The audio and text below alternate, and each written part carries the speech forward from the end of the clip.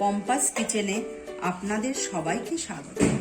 আমি আজকে আপনাদের জন্য নতুন আরেকটি ভিডিও নিয়ে চলে এসেছি, বাটা মাছের ঝাল। চলুন দেখে নেওয়া যাক এই রেসিপিটি। বাটা মাছের ঝাল করার জন্য আমি বাটা মাছগুলো কেটে ধুয়ে পরিষ্কার করে নুন হলুদ মাখিয়ে নিয়েছি। বাটা মাছের ঝাল করতে আমি যে উপকরণগুলো নিয়েছি, জিরে, সর্ষে, কাঁচা লঙ্কা আর পোস্ত, আমি এগুলো সব একসাথে মশলা করে নেব। এর মধ্যে সর্ষেটা দিয়ে দিচ্ছি, পোস্তটা দিয়ে দিচ্ছি, নুন দিয়ে দিচ্ছি, দিয়ে এটা আমি শুকনোই খানিকটা গুঁড়ো করে নেব। দেখুন এটা কি সুন্দর গুঁড়ো হয়ে গেছে। এর মধ্যে এবার আমি দিয়ে দেব জিরে, টমেটো, কাঁচা লঙ্কা, খানিকটুকু হলুদ, পরিমাণ জল। এবার এটা আমি পেস্ট করে নেব। দেখুন এটা কি সুন্দর পেস্ট হয়ে গেছে। দেখুন কড়াই বসিয়ে দিয়েছি এবং কড়াইয়ে সর্ষের তেল দিয়েও দিয়েছি। সর্ষের তেলটা ভালোভাবে গরম করে নিয়ে মাছগুলো আমি ভেজে নেব। তেল গরম হয়ে গেছে, এবার মাছগুলো আমি একে একে দিয়ে দেব।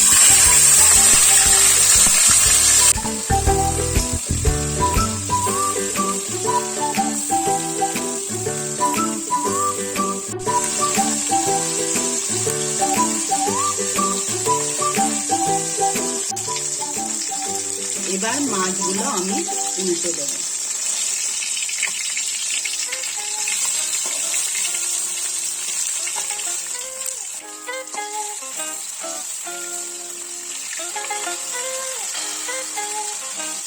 এক পিঠ ভাজা হয়ে গেছে, আর এক পিঠ ভেজে নেব।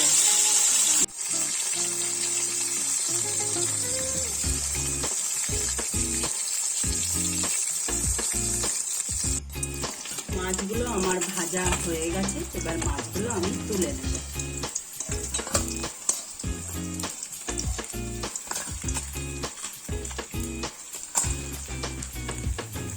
এই সব মাছগুলো ভেজে নেব।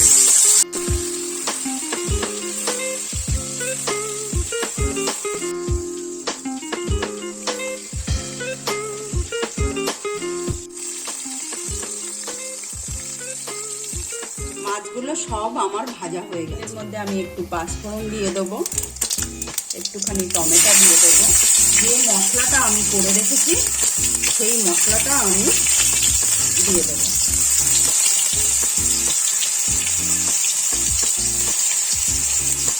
একটু জল দিয়ে দেবো।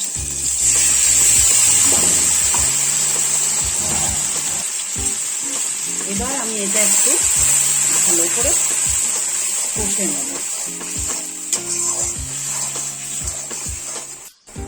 এর মধ্যে একটু কাশ্মীরি লঙ্কার গুঁড়ো দিয়ে দেবো।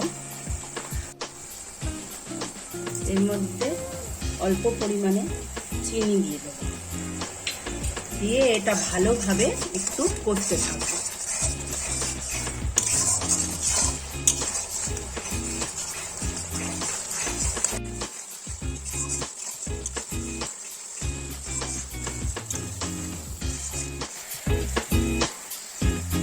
যেহেতু আগে থাকতে লবণ দেওয়া ছিল বলে আমি অল্প পরিমাণে লবণ দেব, আর অল্প পরিমাণে হলুদ দেব। ভালো করে এটা মিশিয়ে নেব। মোটামুটি আমার মশলা কষা হয়ে গেছে, এবার এর মধ্যে জল দিয়ে দেব।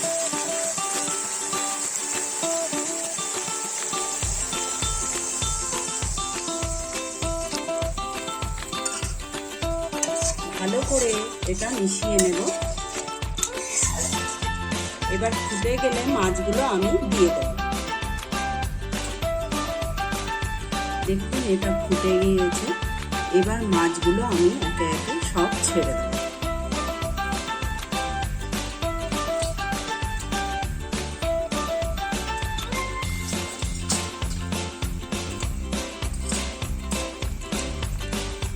লঙ্কা দিয়ে দেবো,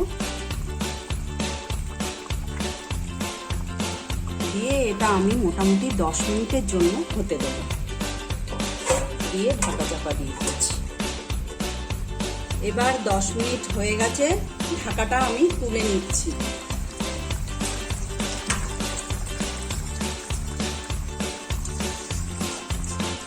দেখুন আমার মাছের ঝালটা তৈরি হয়ে গেছে, এবার আমি এটা নামিয়ে নেব।